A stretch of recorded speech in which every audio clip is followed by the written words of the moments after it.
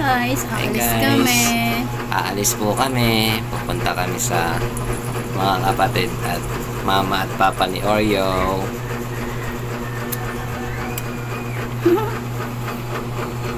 So what's up? This is Mark. Tara, samahan nyo kami ni Ellen. Igagala namin si Oreo sa kanyang mama, papa at mga kapatid.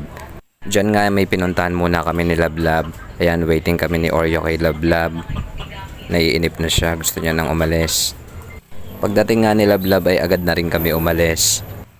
Napakabait at kalmado lang ni Oreo sa biyahe.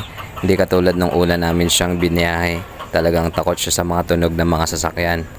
Pangalawang beses niya palang to bebiyahe pero mukhang sanay na siya. Syempre dapat lang, malamang lagi siyang kasama sa tuwing may lakad kami ni Lablab.